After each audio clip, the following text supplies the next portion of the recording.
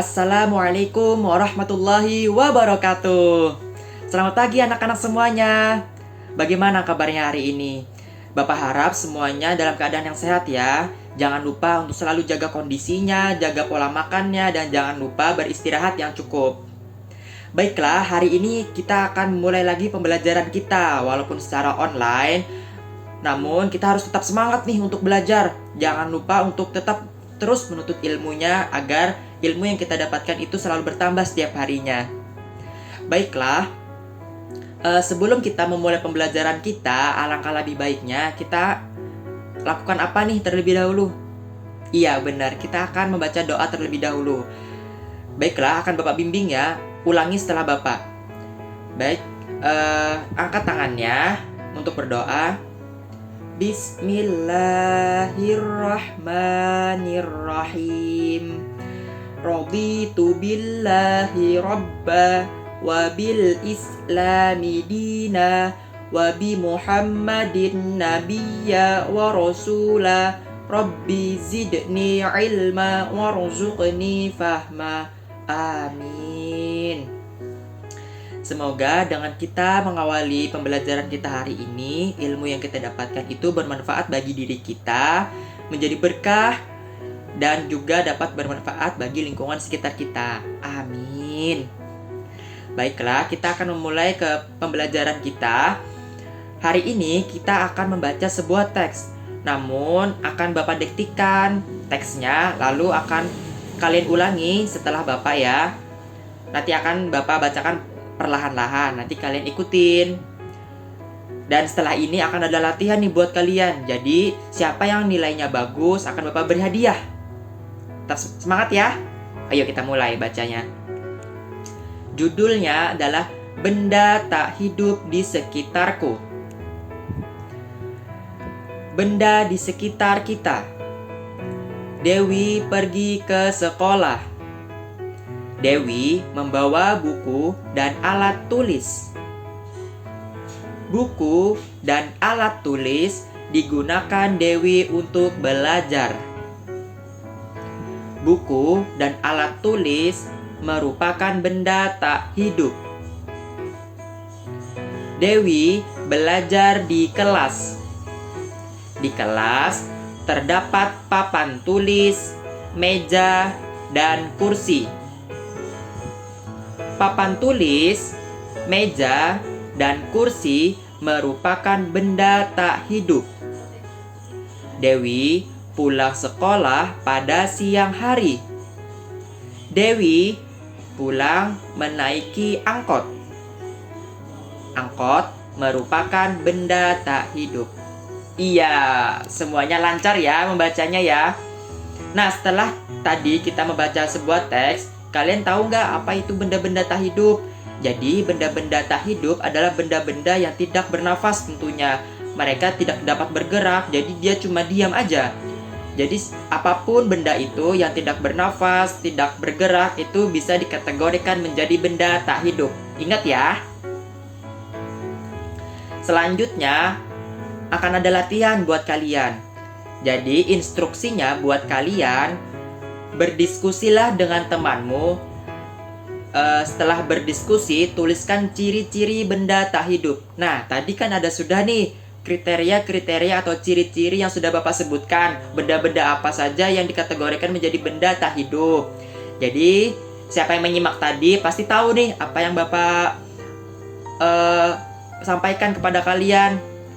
Jadi di sini ada 5. Jadi tadi ada sudah beberapa ciri yang sudah Bapak sebutkan. Yang ingat pasti bisa nih menjawabnya nih. Setelah itu, laporkan hasil pekerjaanmu di depan kelas dengan percaya diri. Jadi siapa yang sudah selesai, nanti bilang ke Bapak dan boleh maju ke depan untuk dapat menyampaikan hasil diskusinya dengan temannya. Terserah kalian mau memilih temannya, baik itu teman di depan kalian, di samping kalian, maupun di belakang kalian. Bebas, terserah kalian. Yang penting adalah kalian harus menjawab latihan tadi, yaitu adalah ciri-ciri benda tak hidup. 5 ciri aja nih yang Bapak minta. Ayo semangat, kalian pasti bisa. Siapa yang nilainya tinggi akan Bapak beri hadiah. Setelah itu nanti ada juga nih latihan buat kalian, tapi latihannya menjadi pekerjaan rumah atau PR.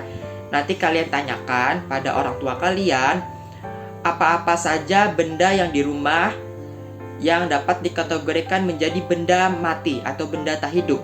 Nanti kalian tanyakan ya sama orang tua kalian di rumah. Nah, selanjutnya kita akan melakukan latihan mengenai menyebutkan benda tak hidup yang ada di sekitar kita. Nah, sebelum kita latihan, mari kita mengamati terlebih dahulu benda tak hidup apa saja yang ada di sekitar kita. Nah, kita harus mengetahui terlebih dahulu ada 3 macam jenis benda tak hidup. Yang pertama, benda cair. Yang kedua, benda padat. Yang ketiga, benda gas. Nah, contoh benda cair yaitu misalnya air, kecap, dan lain-lain. Contoh benda gas misalnya udara, angin, dan oksigen. Nah, dan yang ketiga, contoh benda padat misalnya ada meja, kursi, dan lain-lain. Nah, sekarang ayo mencoba. Amatilah lingkungan kelas dan sekolahmu. Sebutkan benda berwujud padat, cair, dan gas yang ada di kelas dan sekolahmu, yaitu masing-masing 3. Masing-masing maksimal 3. Nah, setelah kamu mengenal wujud benda tersebut, yaitu benda padat, cair, dan gas beserta contohnya, bagaimana pendapatmu? Coba jelaskan apa yang kamu pikirkan tentang benda-benda tersebut. Untuk materi pembelajaran selanjutnya, kita akan memasuki materi pembelajaran matematika dengan pembahasan bilangan bulat. Di sini kita memiliki kegiatan Ayo Menalar dengan teks bacaan. Rizky memiliki kelereng. Kelereng berbentuk bulat. Kelereng merupakan benda padat. Dengan instruksi yaitu, ayo coba bantu hitung kelereng milik Rizky. Berapakah kelereng yang dimiliki Rizky? Dalam buku ini terdapat gambar 15 buah kelereng. Nah, untuk guru dari pengajaran anak tunanetra sendiri, di sini guru dapat menyediakan media pembelajaran yang sesuai untuk anak, supaya anak ini dapat meraba dan menghitung berapa jumlah dari media yang disediakan oleh guru. Di sini guru dapat menggunakan media apa saja yang ada di kelas, misalnya seperti pulpen, buku, ataupun media-media lainnya.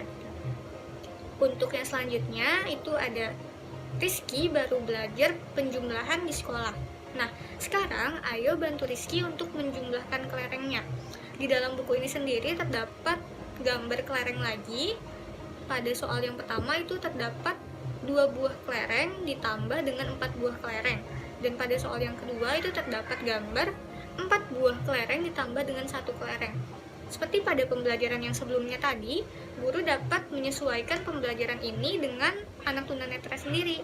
Jadi guru di sini dapat menggunakan media-media yang terdapat di kelas, seperti misalnya menjumlahkan beberapa buku yang terdapat di kelas agar si anak ini dapat meraba dan juga menjumlahkan media yang tadi disediakan oleh guru. Pada materi selanjutnya kita memiliki kegiatan Ayo Mengamati. Dengan kegiatannya sendiri, yaitu ayo amati benda-benda di sekitarmu. Amatilah benda-benda padat yang ada di sekitarmu seperti kayu, penggaris, buku, meja, kursi, dan benda-benda lainnya.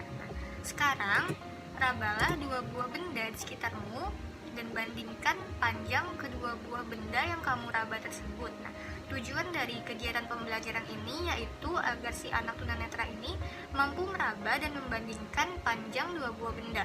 Jadi dia tahu benda mana yang lebih panjang, benda mana yang lebih pendek.